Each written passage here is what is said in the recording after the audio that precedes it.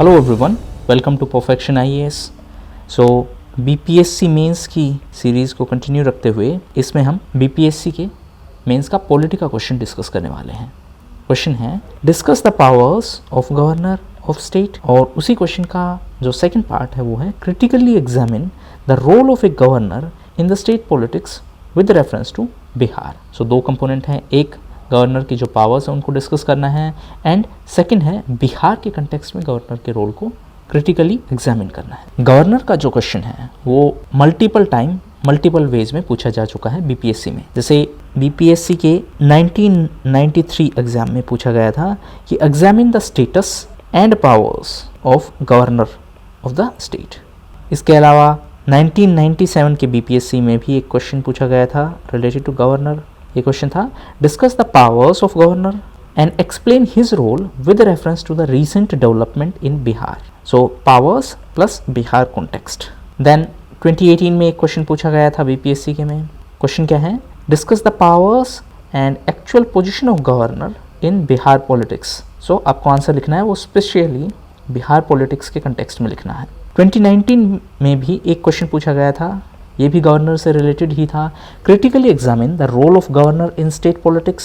सो role पूछा गया था प्लस ये रोल किस के कंटेक्स्ट में था, बिहार स्पेशल ऑब्वियसली। और इसका ही एक सेकंड स्टेटमेंट था इस क्वेश्चन का ही, is he a mere puppet. या एक और क्वेश्चन बनता है इसी सेम सीक्वेंस में, whether governor is an agent, whether he is mere an agent of centre. इस टाइप का भी क्वेश्चन आपसे पूछा जा सकता है। सो मोर और लेस इन सब क्वेश्चंस में कंटेंट मोर और लेस सेम होगा, बस आपको आंसर फ्रेमिंग है वो अलग अलग तरीके से करनी है। पॉइंट्स आपके मोर और लेस सेम होने वाले हैं, बट उन पॉइंट्स को आप कैसे फ्रेम करेंगे वो डिपेंड करता है क्वेश्चन की लैंग्वेज क्या है। सो अभी इसमें हम डिस्कस करेंगे ये जो क्वेश्चन दिया गया है, discuss the powers of governor and we have to examine the role of governor in the state politics of Bihar. So introduction की अगर हम बात करें, गवर्नर्स हैं वो नॉमिनल हेड होते हैं and governor is a part of state executive. Governor is appointed by president and एक चीज़ यहाँ पर ध्यान में रखनी है कि गवर्नर का कोई फिक्स टेन्योर नहीं होता। गवर्नर सर्व एज पर द प्लेजर ऑफ प्रेसिडेंट, यानी कि प्रेसिडेंट जब चाहें गवर्नर को हटा सकते हैं। प्रेसिडेंट कैसे हटाएंगे, यूनियन कैबिनेट की रिकमेंडेशन पर। गवर्नर के टर्म की बात करें तो जैसा कि बताया कि वो प्रेसिडेंट के द्वारा कभी भी हटाए जा सकते हैं, तो कोई फिक्स उनका 5 ईयर का टर्म्स नहीं होता है। 5 ईयर से पहले भी वो हटाए जा सकते हैं। एक और इम्पोर्टेंट चीज़ ये है कि कॉन्स्टिट्यूशन ने कोई ग्राउंड्स नहीं दिया है उनके रिमूवल के लिए। The constitution has not specified any ground for the removal of governor by the president, no ground for removal. Executive power की बात करें तो एग्जीक्यूटिव पावर है, स्टेट की एग्जीक्यूटिव पावर वो गवर्नर में वेस्टेड होती है। That means the executive power of state is vested in the governor. Article wise बात करें तो आर्टिकल 153 टू आर्टिकल 167 यानी part 6 deals with governor. So governor है वो एक नॉमिनल हेड होते हैं, जबकि चीफ मिनिस्टर हैं वो रियल हेड होते हैं, real head of state. Governor act as agent of centre. Agent of centre कैसे, क्योंकि गवर्नर का जो अपॉइंटमेंट है वो प्रेसिडेंट के द्वारा होता है और प्रेसिडेंट ये अपॉइंटमेंट सेंट्रल गवर्नमेंट की जो कैबिनेट है, यूनियन कैबिनेट जिसको बोलते हैं, उसकी रिकमेंडेशन के बेस पर करते हैं। तो यहाँ पर गवर्नर का जो रोल है वो ड्यूअल रोल है। ड्यूअल रोल कैसे है, एक साइड वो सेंट्रल गवर्नमेंट के एजेंट के तौर पर, यानी कि सेंट्रल गवर्नमेंट के अपॉइंटेड पर्सन हैं, सेंट्रल गवर्नमेंट को इन्फॉर्मेशन प्रोवाइड करते हैं। दूसरी तरफ वो स्टेट की नॉमिनल हेड भी हैं। सो एक तरफ वो नॉमिनल हेड हैं और दूसरी तरफ वो सेंटर के लिए भी इंफॉर्मेशन प्रोवाइड करते हैं, इसीलिए उनका रोल है वो ड्यूअल रोल है। एग्जीक्यूटिव पावर है वो गवर्नर में वेस्टेड है और as per article 154 of Indian constitution the executive power of the state shall be vested in governor and it shall be exercised by him either directly or through the officers subordinate to him. इसके अलावा governor है वो dual role play करते हैं, जो कि हमने already discuss किया है। गवर्नर की पावर्स की बात करें तो उसको डिफरेंट कैटेगरीज में डिवाइड किया गया है फॉर बेटर अंडरस्टैंडिंग। जैसे एग्जीक्यूटिव पावर को हम डिस्कस करेंगे, executive powers, then we are going to discuss legislative powers, then we are going to discuss financial powers, judicial powers, pardon powers, discretionary power. So इनको एक एक करके हम discuss करने वाले हैं। सबसे पहले एग्जीक्यूटिव पावर की बात करें तो जैसे ही हमने लास्ट स्लाइड में डिस्कस किया था, एज़ पर आर्टिकल 154 है, उसके हिसाब से स्टेट की जो एग्जीक्यूटिव पावर है वो गवर्नर में वेस्टेड होती है। इसके अलावा गवर्नर है वो, यानी एग्जीक्यूटिव पावर को अगर हम और सब कंपोनेंट्स में डिवाइड करें तो governor plays a role in appointment of advocate general. जैसे सेंट्रल गवर्नमेंट में अटॉर्नी जनरल होते हैं, स्टेट गवर्नमेंट में एडवोकेट जनरल होते हैं। So governor appoints advocate general of state, chairman and members of state PCS, SPSC, that is State Public Service Commission। तो इसके members और chairperson को अपॉइंट करते हैं। हर एक जो पावर है उसमें एक एक दो दो एग्जाम्पल लेकर अगर हम चलेंगे तो इससे आंसर इजीली फ्रेम कर सकते हैं। लेजिस्लेटिव पावर्स की बात करें तो गवर्नर के पास पावर्स हैं स्टेट असेंबली को समन करने के, डिसॉल्व करने के और प्रोरोग करने के। इसके अलावा जो बिल है वो भी पास किया जाता है with the help of governor, यानी कोई भी बिल है वो अगर किसी स्टेट में 2 हाउसेस हैं तो दोनों हाउसेस के बाद वो गवर्नर के पास भेजा जाता है अप्रूवल के लिए। इसके अलावा जो किसी भी स्टेट में अगर 2 हाउस हैं तो सेकंड जो हाउस है जिसको लेजिस्लेटिव काउंसिल बोलते हैं, तो उसमें भी मेंबर्स को अपॉइंट करते हैं, नॉमिनेट करते हैं। जैसे राज्यसभा में प्रेसिडेंट मेंबर्स को नॉमिनेट करते हैं, 12 मेंबर्स को नॉमिनेट किया जाता है, वैसे ही गवर्नर भी कुछ मेंबर्स को नॉमिनेट करते हैं लेजिस्लेटिव काउंसिल में। टू बी स्पेसिफिक अगर हम बात करें तो 1/6 मेंबर्स को नॉमिनेट करते हैं। इसके अलावा जो डिस्क्वालिफिकेशन है, डिस्क्वालिफिकेशन ऑफ एमएलएज का डिस्क्वालिफिकेशन 2 तरीके से हो सकता है। या तो as per anti defection law होगा, तब तो हाउस के जो स्पीकर हैं वो डिसाइड करेंगे। लेकिन अगर और रीजन है डिस्क्वालिफिकेशन का तो इलेक्शन कमीशन के रिकमेंडेशंस पर गवर्नर डिस्क्वालीफाई करते हैं, यानी कि governor disqualifies MLA on the opinion of election commission. So ये होगी लेजिस्लेटिव पावर्स। इसके अलावा फाइनेंशियल पावर्स की बात करें तो बिना गवर्नमेंट के अप्रूवल के मनी बिल स्टेट में इंट्रोड्यूस नहीं किया जाता है। So a money bill can not be introduced in the legislative assembly without the prior recommendation of the governor. उसके अलावा डिमांड फॉर ग्रांट्स की बात करें, इसके केस में भी गवर्नर अप्रूवल चाहिए होता है, रिकमेंडेशन चाहिए होता है। सो अगर हम स्टेट वाइज बात करें तो no demand of grant can be made except on the recommendation of the governor. इसके अलावा फाइनेंस कमीशन के मेंबर्स हैं उनको भी अपॉइंट करते हैं, स्टेट फाइनेंस कमीशन के मेंबर्स को भी अपॉइंट करते हैं। जुडिशियल पावर्स की बात करें तो सबसे पहले वो डिस्ट्रिक्ट कोर्ट के जजेस हैं उनको अपॉइंट और ट्रांसफ़र करते हैं। इसके अलावा हाई कोर्ट में जजेस होते हैं, उनके अपॉइंटमेंट के लिए भी उनको कंसल्ट किया जाता है, कंसल्टेड फॉर हाई कोर्ट जजेस अपॉइंटमेंट। इसके अलावा पार्डन पावर्स की बात करें तो जो प्रेसिडेंट की पार्डन पावर्स हैं वो है आर्टिकल 72 में, और गवर्नर की जो पार्डन पावर्स हैं वो है आर्टिकल 161 में। गवर्नर की जो पार्डन पावर्स हैं वो प्रेसिडेंट की पार्डन पावर्स से कम हैं। 2 केसेस में गवर्नर के पास उतनी पावर्स नहीं है, एक तो डेथ पेनल्टी के केस में, डेथ के केस में, दूसरा अगर कोर्ट मार्शल से रिलेटेड कुछ इशू है सो उस केस में प्रेसिडेंट एक्शन ले सकते हैं, गवर्नर नहीं। सो हमने पार्डन पावर्स को भी डिस्कस किया। अब एंड में है डिस्क्रिशनरी पावर। डिस्क्रिशन का मतलब होता है मर्जी से। ये जो डिसीजंस थे अभी तक के, ये मैक्सिमम जो स्टेट कैबिनेट होती हैं उसकी रिकमेंडेशन के बेस पर लिए जाते हैं। गवर्नर अपनी मर्जी से ये डिसीजन नहीं लेते हैं, चाहे वो लेजिस्लेटिव मैटर्स हों या बाकी सब मैटर्स हो, फाइनेंशियल मैटर्स हो, इनमें स्टेट कैबिनेट की रिकमेंडेशन पर डिसीजन लिए जाते हैं। लेकिन डिस्क्रिशनरी पावर का मतलब है कि गवर्नर के पास कुछ ऐसी सिचुएशन है, कुछ ऐसी पावर्स है जिनमें वो अपनी मर्जी से डिसीजन ले सकते हैं। डिस्क्रिशनरी पावर्स की स्पेशली बात करें तो गवर्नर को 2 टाइप की डिस्क्रिशंस दी गई हैं, एक तो कॉन्स्टिट्यूशनल डिस्क्रिशन और दूसरा है सिचुएशनल डिस्क्रिशन। सिचुएशनल डिस्क्रिशन का मतलब है जब कुछ ऐसी सिचुएशन हो उस केस में डिस्क्रिशन है।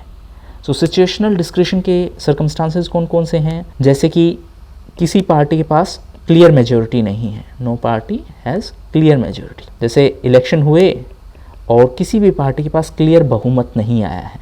इसके अलावा अगर काउंसिल ऑफ मिनिस्टर्स हैं वो स्टेट लेजिस्लेटिव असेंबली में अपना कॉन्फिडेंस प्रूव नहीं कर पाए, कैन नॉट प्रूव मेजॉरिटी, यानी सरकार बना ली लेकिन अभी सिचुएशन ऐसी है कि उनके पास में मेजॉरिटी नहीं है। जैसा कि रिसेंटली महाराष्ट्र के केस में देखा गया कि महाराष्ट्र में एक टाइम पर मुख्यमंत्री थे उद्धव ठाकरे, बाद में उनकी पार्टी के कुछ लोग स्विच कर गए और उनके पास मेजॉरिटी नहीं थी, इसलिए उनको रिज़ाइन करना पड़ा। अगर वो रिज़ाइन नहीं करते तो फ्लोर टेस्ट होता और फ्लोर टेस्ट में उनके पास मेजोरिटी नहीं आती तो गवर्नर उस काउंसिल ऑफ मिनिस्टर्स को डिसमिस कर देते। ये तो हो गई सिचुएशनल डिस्क्रिशन की बात। इसके अलावा गवर्नर के पास कुछ कॉन्स्टिट्यूशनल डिस्क्रिशन भी है। ये कॉन्स्टिट्यूशनल डिस्क्रिशन है वो प्रेसिडेंट के पास नहीं है, नॉट विद प्रेसिडेंट। सिर्फ गवर्नर के पास ये डिस्क्रिशनरी पावर है, कॉन्स्टिट्यूशनल डिस्क्रिशन। सो ये कौन कौन से प्रोविजंस हैं? जैसे किसी बिल को रिजर्व करना, reserve A bill for president consideration, यानी प्रेसिडेंट की कंसिडरेशन के लिए किसी बिल को रिजर्व करना। कैसे? फॉर एग्जांपल स्टेट असेंबली ने बिल पास किया, वो गवर्नर के पास गया, फिर गवर्नर ने उस बिल को रिजर्व कर लिया कि प्रेसिडेंट के अप्रूवल के बाद ही इसे पास किया जाएगा। सो वो एक कॉन्स्टिट्यूशनल डिस्क्रिशन है, अगर गवर्नर चाहें तो वो ऐसा कर सकते हैं। इसके अलावा जो स्टेट में प्रेसिडेंट रूल जो इम्पोज किया जाता है अंडर आर्टिकल 356, उसमें भी गवर्नर प्रेसिडेंट को रिपोर्ट भेज सकते हैं। इसके अलावा अगर वो मान लीजिए किसी यूनियन टेरिटरी के गवर्नर भी अपॉइंट किए गए हैं स्टेट गवर्नर होने के साथ साथ, तो ओब्वियसली जब उस यूनियन टेरिटरी के रिलेटेड इश्यूज़ देखेंगे तो स्टेट गवर्नमेंट है उसकी रिकमेंडेशंस क्यों मानेंगे, क्योंकि वो यूनियन टेरिटरी का अलग एरिया है, वहाँ की एक अलग एडमिनिस्ट्रेशन है। सो ये कुछ इंस्टांसेस हैं जहाँ पर गवर्नर को कॉन्स्टिट्यूशनल डिस्क्रिशन दी गई है। सो ये जो सेगमेंट है यानी कि गवर्नर की जो पावर्स हैं उनको हमने डिस्कस कर लिया है। अब बात करते हैं role of governor in state politics with reference to Bihar. So governor का रोल क्या क्या होता है? जैसे अगर हम गवर्नर की बात करें तो governor act as a link between centre and state. इसके अलावा गवर्नर लेजिस्लेटिव स्क्रूटिनी का भी काम करते हैं। लेजिस्लेटिव स्क्रूटिनी का मतलब क्या है? जैसे हमने डिस्कस किया था लास्ट स्लाइड में कि गवर्नर किसी बिल को प्रेसिडेंट के लिए भी रिजर्व कर सकते हैं, कि प्रेसिडेंट की कंसिडरेशन के लिए रिजर्व कर सकते हैं। इसके अलावा गवर्नर हैं वो सेंट्रल गवर्नमेंट के रिप्रेजेंटेटिव के तौर पर भी काम करते हैं, यानी कि सेंट्रल गवर्नमेंट ने उन्हें स्टेट में अपॉइंट किया है तो वो उनके रिप्रेजेंटेटिव के तौर पर भी काम करते हैं, रिप्रेजेंटेटिव ऑफ सेंटर, और उनको इन्फॉर्मेशन देने का भी काम है उनका। जैसे कि गवर्नर रिकमेंड कर सकते हैं कि स्टेट में प्रेसिडेंट रूल लगा दिया जाना चाहिए। इसके अलावा वो ये भी इंश्योर करते हैं कि जो गवर्नेंस है, governance that should be carried out in accordance with the constitution provisions, यानी कि कॉन्स्टिट्यूशन के प्रोविजंस के हिसाब से गवर्नेंस है वो चलाई जानी चाहिए एज पर द प्रोविजंस ऑफ कॉन्स्टिट्यूशन। इसके अलावा governor plays a role, significant role, जब स्टेट में गवर्नमेंट नहीं है। In case of no government, या तो सरकार बनी नहीं है या जो सरकार बनी थी वो गिर गई क्योंकि उसके पास मेजोरिटी नहीं थी। सो ऐसे इंस्टांसेस में गवर्नर का रोल है वो और भी सिग्निफिकेंट हो जाता है।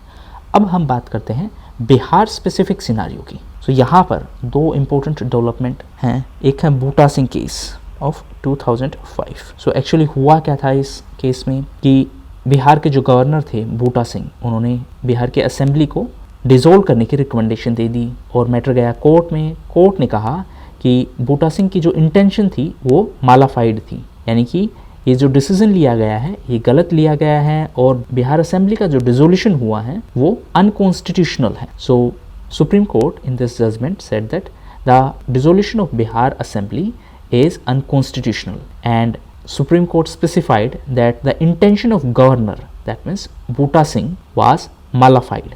So यहाँ पर दो चीज़ें, एक तो जो गवर्नर ने रिकमेंडेशन दी थी कि स्टेट लेजिस्लेटिव असेंबली है उसको डिसोल्व किया जाना चाहिए, उसको कोर्ट ने अनकॉन्स्टिट्यूशनल डिक्लेयर कर दिया कि ये जो डिसोल्यूशन किया गया है ये अनकॉन्स्टिट्यूशनल है। दूसरा, कोर्ट ने ये भी स्पेसिफाई किया कि जो गवर्नर की इंटेंशन थी वो मालाफाइड थी। मालाफाइड का मतलब है बैड इंटेंशन थी, सिंपलेस्ट लैंग्वेज में अगर हम बोलें तो। इसके अलावा 2015 के इलेक्शन के टाइम पर भी बिहार में गवर्नर का जो रोल है वो काफ़ी न्यूज़ में आया था, जब दो डिफरेंट लीडर्स हैं वो क्लेम कर रहे थे कि उनके पास विधानसभा में मेजॉरिटी है। एक साइड थे उस टाइम के chief minister Mr Jitan Ram Manjhi और दूसरी साइड थे former chief minister Mr Nitish Kumar. So इन दोनों के बीच पावर टसल हुआ। सो उस केस में भी गवर्नर का रोल है वो हाईलाइट हुआ था। अब गवर्नर से रिलेटेड कुछ इश्यूज़ हैं गवर्नर के रोल से रिलेटेड। सबसे पहले जो इशू है वो है मिसयूज़ ऑफ आर्टिकल 356 का मिसयूज़, यानी कि जब सेंट्रल गवर्नमेंट अलग पार्टी की हो और स्टेट में गवर्नमेंट अलग पार्टी की हो, सो उस केस में गवर्नर कई बार क्या करते हैं कि आर्टिकल 356 यानी कि जो प्रेसिडेंट रूल लगाने का प्रोविज़न है उसका मिसयूज़ करते हैं। इसके अलावा जो रिजर्वेशन ऑफ बिल है, सो इसके केस में भी कई बार अननेसेसरी डिले होता है। डिले कैसे होता है? जैसे कॉन्स्टिट्यूशन ने स्पेसिफाई किया है कि गवर्नर हैं वो किसी बिल को रिजर्व कर सकते हैं प्रेसिडेंट की कंसिडरेशन के लिए, लेकिन यहाँ पर कोई टाइमलाइन नहीं प्रोवाइड की कि प्रेसिडेंट इतने टाइम बाद कंसिडर करके वापस उस बिल को येस या नो कहेंगे। ये कोई टाइमलाइन स्पेसिफाई नहीं की गई है। इसके अलावा एक और जो इशू है वो है पार्टीजनशिप का, पार्टीजन रोल। पार्टीजनशिप का मतलब है, क्योंकि देखिए गवर्नर को अपॉइंट किया है वहाँ की सेंट्रल गवर्नमेंट ने, सो ऑब्वियसली है कि जो गवर्नर हैं वो मोर इंक्लाइंड होंगे सेंट्रल गवर्नमेंट की तरफ। इसके अलावा जब हंग असेंबली का सिनारियो होता है या जब हाउस में नो क्लियर मेजोरिटी होती है, उस केस में गवर्नर का रोल काफ़ी सिग्निफिकेंट होता है और जो सेंट्रल गवर्नमेंट है उसकी तरफ इंक्लाइंड होता है। यानी कि सेंट्रल में जिस पार्टी की सरकार है, स्टेट गवर्नमेंट में उस पार्टी की सरकार बनाने की कोशिश की जाती है। सो वहाँ पर भी एक इंस्टांस होते हैं। अगेन ये हर केस में नहीं है, ये कुछ कुछ इंस्टांसेस हैं जो आप स्पेसिफाई कर सकते हो without mentioning any political party. आपको पॉलिटिकल पार्टी का नाम नहीं लिखना है, बट आप ये बता सकते हो कि किस तरीके से जो रोल है वो स्विच होता है। इसके अलावा कुछ इंस्टांसेस ऐसे भी हैं जहाँ पर गवर्नर ने अपने 5 साल पूरे नहीं किए और उनका जो रिमूवल है वो आर्बिट्री होता है, यानी कि उनको बीच में ही हटा दिया जाता है without completion of his 5 years. दूसरा जो इशू है वो उनके अपॉइंटमेंट से रिलेटेड है।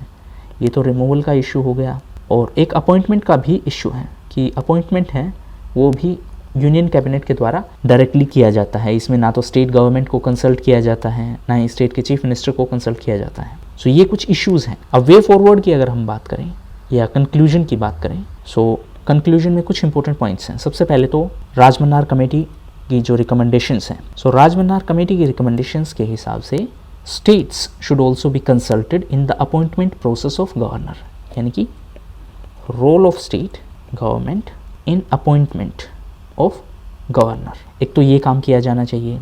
दूसरी बात, सुप्रीम कोर्ट ने नबम राबिया केस में ये हाईलाइट किया है कि जो गवर्नर की डिस्क्रिशनरी पावर्स हैं वो लिमिटेड हैं and they should not be exercised arbitrarily. Action should be taken by the governor in the good faith, not in arbitrary manner. So ये दो इम्पोर्टेंट चीज़ हैं जो आप स्पेसिफाई कर सकते हो।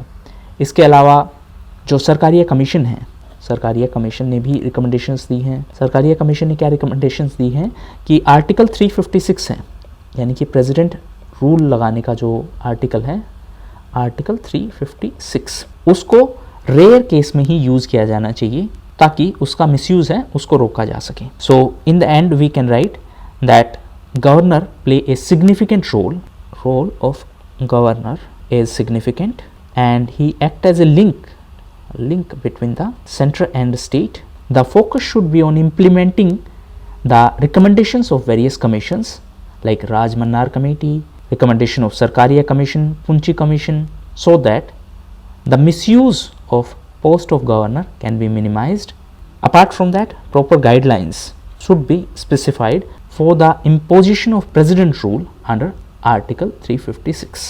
So ये आप conclusion में लिख सकते हो कि गवर्नर का जो रोल है वो डेफिनेटली सिग्निफिकेंट है सेंट्रल स्टेट के बीच में कोऑर्डिनेशन के लिए, लेकिन जहाँ जहाँ पर गवर्नर की पावर्स का मिसयूज़ होने का स्कोप है वहाँ पर गाइडलाइंस स्पेसिफाई की जानी चाहिए ताकि ऐसे मिसयूज़ को रोका जा सके। कई बार जो क्वेश्चन पूछा जाता है उसमें ये एक्सप्लिसिटली मेंशन होता है कि right the role of governor in the context of Bihar और बिहार पॉलिटिक्स। सो वहाँ पर आपको रोल ऑफ गवर्नर तो लिखना है, रोल ऑफ गवर्नर, लेकिन इन कंटेक्स्ट ऑफ बिहार लिखना है। सो इसके लिए आपके पास कुछ रेडी पॉइंट्स होने चाहिए। सबसे पहले अगर हम role of governor in the field of education बात करें, इन एजुकेशन इन बिहार, सो जो गवर्नर होते हैं वो यूजुअली स्टेट यूनिवर्सिटीज़ में एक्स ऑफिशियो चांसलर होते हैं। एक्स ऑफिशियो चांसलर का मतलब है कि जो भी गवर्नर होंगे बाय डिफ़ॉल्ट वो स्टेट यूनिवर्सिटी के चांसलर हो जाएंगे। इसके अलावा जो सेंट्रल यूनिवर्सिटी होती है उनमें प्रेसिडेंट विजिटर होते हैं। इसके अलावा लाइब्रेरी के केस में भी गवर्नर एक इम्पोर्टेंट रोल प्ले करते हैं। इनफैक्ट जब मिस्टर लालजी टंडन बिहार के गवर्नर थे तो उन्होंने सभी यूनिवर्सिटीज़ के वाइस चांसलर को स्पेसिफिक डायरेक्शंस दी थी कि जो लाइब्रेरीज़ का मॉडर्नाइजेशन है, यानी डिजिटाइजेशन है एंड मॉडर्नाइजेशन है, वो जल्दी से जल्दी किया जाना चाहिए, मॉडर्नाइजेशन ऑफ लाइब्रेरीज़। इसके अलावा रिसेंटली बिहार के प्रेजेंट गवर्नर हैं मिस्टर फागू चौहान, उन्होंने भी बीएड एंट्रेंस टेस्ट को टाइम पर और फेयर मैनर में कंडक्ट करवाने के लिए डायरेक्शंस दी थी। इसके अलावा जो वाइस चांसलर हैं, fair and timely vice chancellor होते हैं यूनिवर्सिटीज़ के, उनका रेजिग्नेशन भी गवर्नर ही एक्सेप्ट करते हैं स्टेट यूनिवर्सिटी के केस में। सो ये हो गया एक रोल। सेकंड रोल की बात करें तो बिहार की जो लेजिस्लेटिव असेंबली है या लेजिस्लेचर है, 2 हाउसेस हैं, तो दोनों हाउसेस में गवर्नर का एक स्पेशल रोल है। एक है लेजिस्लेटिव असेंबली और एक है लेजिस्लेटिव काउंसिल। सो लेजिस्लेटिव काउंसिल में जो गवर्नर हैं उसका रोल ये होता है कि गवर्नर 1/6 मेंबर्स हैं उनको नॉमिनेट करते हैं in the field of class. Class क्या है? क्लास का मतलब है cooperative movement, literature, arts, social service and science. So इसके फील्ड में गवर्नर 1/6 मेंबर्स को नॉमिनेट करते हैं लेजिस्लेटिव काउंसिल में। जबकि अगर लेजिस्लेटिव असेंबली की बात करें तो वहाँ पर भी गवर्नर एक की रोल प्ले करते हैं। इसके अलावा जैसे जॉइंट सेशन है उसको एड्रेस करते हैं। एक इम्पॉर्टेंट बात यह है कि बिहार की लेजिस्लेटिव असेंबली ने रिसेंटली 100 साल पूरे किए थे, 100 ईयर्स। अगर स्टेट लेजिस्लेचर की बात करें तो उसके 3 मेजर कंपोनेंट हैं। अगर उसमें बाइकैमरियल लेजिस्लेचर है, बाइकैमरियल का मतलब है 2 हाउसेस। 3 कंपोनेंट कौन कौन से हैं? एक है लेजिस्लेटिव असेंबली, एक है लेजिस्लेटिव काउंसिल और थर्ड मेजर कंपोनेंट है governor of that state. So governor integral part है स्टेट लेजिस्लेचर का। इसके अलावा जो लेजिस्लेटिव असेंबली का स्पीकर होता है, स्पीकर के इलेक्शन की डेट है वो भी गवर्नर के द्वारा ही फाइनलाइज की जाती है। इसके अलावा जो मेंबर्स होते हैं, मेंबर्स ऑफ लेजिस्लेटिव काउंसिल या फिर मेंबर्स ऑफ लेजिस्लेटिव असेंबली, इनके डिस्क्वालिफिकेशन में भी गवर्नर का एक सिग्निफिकेंट रोल होता है। एक्चुअली डिस्क्वालिफिकेशन के 2 मेजर क्राइटेरिया होते हैं। एक होता है अगर वो डिफेक्ट करें यानी एंटी डिफेक्शन लॉ के थ्रू, और दूसरा जो बाकी क्राइटेरियाज दिए गए हैं जैसे कि अगर वो ऑफिस ऑफ प्रॉफिट ऑक्यूपाई करते हैं या फिर वो विदाउट नोटिस एब्सेंट रहते हैं, ये सब। सो इन केसेस में इलेक्शन कमीशन की रिकमेंडेशन पर गवर्नर डिसीजन लेते हैं और एंटी डिफेक्शन के केस में स्पीकर डिसीजन लेते हैं, और अगर लेजिस्लेटिव काउंसिल है तो उस हाउस के लिए डिसीजन लेते हैं चेयरपर्सन। तो ये रोल भी गवर्नर का सिग्निफिकेंट है। अगर इलेक्शन कमीशन रिकमेंडेशंस करता है डिस्क्वालिफिकेशन के लिए तो वो गवर्नर को फॉलो करनी होती है। मतलब गवर्नर जो डिसीजन लेते हैं वो इलेक्शन कमीशन की रिकमेंडेशंस पर वो डिसीजन लेते हैं और गवर्नर का डिसीजन है वो फाइनल है। सो ये 2 रोल हमने डिस्कस किए लेजिस्लेशन में और एजुकेशन के फील्ड में। इसके अलावा गवर्नर का रोल होता है स्टेट इलेक्शंस में भी। एक्चुअली जो 3rd टियर के इलेक्शंस होते हैं ना, 3rd टियर का मतलब है पंचायती राज इंस्टीट्यूशंस या अर्बन लोकल बॉडीज़। सो इनके इलेक्शंस को कंडक्ट करवाने के लिए एक स्टेट इलेक्शन कमीशन होता है, और स्टेट इलेक्शन कमीशन है उसकी conditions and tenure of office ये सब डिटरमाइन की जाती हैं by governor of that state. अगर हम बिहार की बात करें तो बिहार का जो स्टेट इलेक्शन कमीशन है उसके मेंबर्स के अपॉइंटमेंट के लिए जो कंडीशंस हैं और उनका टेन्योर है, इसके लिए जो डायरेक्शंस या गाइडलाइंस इशू की जाती हैं वो गवर्नर के थ्रू होती हैं। इसके अलावा फाइनेंस में भी गवर्नर का स्पेशल रोल है। फाइनेंस की बात करें तो स्टेट फाइनेंस कमीशन होता है। स्टेट फाइनेंस कमीशन गवर्नर के द्वारा ही कॉन्स्टिट्यूट किया जाता है, constituted by governor. State election commission की बात करें तो इसका आर्टिकल होगा 243 के। सो फाइनेंस में भी गवर्नर का एक रोल होता है कि गवर्नर हर 5 साल में स्टेट फाइनेंस कमीशन को अपॉइंट करते हैं और इनकी जो कंपोजिशन और क्वालिफिकेशन क्राइटेरिया है वो स्टेट लेजिस्लेचर के द्वारा डिसाइड की जाती है, और ये कमीशन स्टेट को रिकमेंडेशंस देता है रिगार्डिंग फंड अलोकेशन या फिर जो भी रिसोर्स अलोकेशन है उसको किस तरीके से यूटिलाइज किया जाना चाहिए। इसके अलावा गवर्नर का रोल है पब्लिक सर्विस कमीशन में भी। सो जो स्टेट पीसीएस होते हैं वहाँ पर भी गवर्नर का रोल होता है। सो चेयरपर्सन और मेंबर्स हैं इस कमीशन के, they are appointed by the governor of state. इसके अलावा गवर्नर एडवोकेट जनरल को भी अपॉइंट करते हैं। सेंट्रल लेवल पर होते हैं वो अटॉर्नी जनरल होते हैं, उनको प्रेसिडेंट के द्वारा अपॉइंट किया जाता है on the recommendation of union cabinet. यहाँ पर यानी कि स्टेट में एडवोकेट जनरल होते हैं जिनको गवर्नर के द्वारा अपॉइंट किया जाता है on the recommendation of state cabinet. इसके अलावा गवर्नर का रोल है ह्यूमन राइट्स के मामले में भी ह्यूमन राइट्स के लिए एक स्टेट ह्यूमन राइट कमीशन होता है, स्टेट ह्यूमन राइट कमीशन, और इनका अपॉइंटमेंट भी बाय गवर्नर होता है। इसी तरीके से ट्रांसपेरेंसी में भी गवर्नर का एक स्पेशल रोल होता है। ट्रांसपेरेंसी के कंटेक्स्ट में दो इंपॉर्टेंट चीज़ हैं, एक तो राइट टू इन्फॉर्मेशन और एक है लोकायुक्त। एक्चुअली सेंट्रल लेवल पर लोकपाल होता है और स्टेट लेवल पर लोकायुक्त होता है। तो लोकायुक्त का जो अपॉइंटमेंट है वो गवर्नर के द्वारा होता है। ऐसे ही अगर आरटीआई की बात करें तो इसके तहत स्टेट इंफॉर्मेशन कमीशन अपॉइंट किया जाता है और इसका अपॉइंटमेंट भी बाय गवर्नर होता है। इसके अलावा ट्रिब्यूनल्स के केस में भी गवर्नर का रोल होता है। जो स्टेट एडमिनिस्ट्रेटिव ट्रिब्यूनल है वहाँ पर जो अपॉइंटमेंट होते हैं वो अपॉइंटमेंट प्रेसिडेंट के द्वारा किए जाते हैं आफ्टर कंसल्टेशन विद गवर्नर। इसके अलावा गवर्नर का रोल पीस और हारमोनी एस्टेब्लिश करने में भी होता है and religious tolerance. For example usually जो स्टेट गवर्नर होते हैं वो ऑलमोस्ट हर रिलीजन के जो मेन इवेंट्स हैं जिनमें उनको इनवाइट किया जाता है वो उन्हें अटेंड करते हैं। फॉर एग्जांपल रिसेंटली बिहार के गवर्नर ने चीफ मिनिस्टर के साथ मिलकर इस्कॉन टेम्पल वो इनॉग्रेट किया था। इसके अलावा उन्होंने महाशिवरात्रि की शोभा यात्रा में भी पार्टिसिपेट किया था। इसके अलावा रिसेंटली बुद्ध जयंती सेलिब्रेट की गई थी, वहाँ पर भी बिहार के गवर्नर मिस्टर फागू चौहान ने वो इवेंट अटेंड की थी। सो इन सब का एक मैसेज है कि किस तरीके से रिलीजियस टॉलरेंस होनी चाहिए और किस तरीके से पीस और हारमोनी पर फोकस होना चाहिए। इसके अलावा गवर्नर हैं वो स्टेट के रिप्रेजेंटेटिव हैं, इसीलिए उनसे स्टेट के इम्पोर्टेंट लोग या फिर नेशनल लेवल पर जो भी इम्पोर्टेंट पोस्ट हैं और ग्लोबल लेवल पर यानी इंटरनेशनल प्लेटफॉर्म पर जो भी इम्पोर्टेंट पोस्ट हैं उनसे लोग मिलने आते हैं। फॉर एग्जांपल अगर आपको एग्जांपल देना है, जैसे रिसेंटली जर्मनी के एम्बेसडर आए थे, उन्होंने बिहार के गवर्नर से मीटिंग की।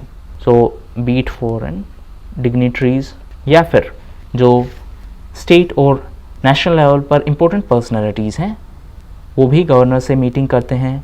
क्यों? क्योंकि गवर्नर रिप्रेजेंट्स दैट स्टेट। सो बिहार के गवर्नर हैं वो बिहार को रिप्रेजेंट करते हैं नेशनल और इंटरनेशनल प्लेटफॉर्म्स पर।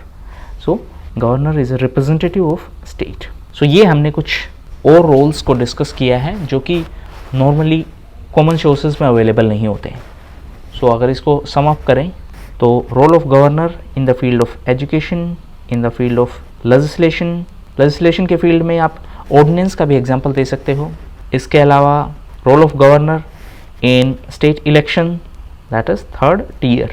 इसके अलावा role of governor in state finance, role of governor in administration, role of governor in human rights, role of governor in transparency and good governance, role of governor in case of tribunals as a representative of state and in the field of peace and harmony. So these were the important points.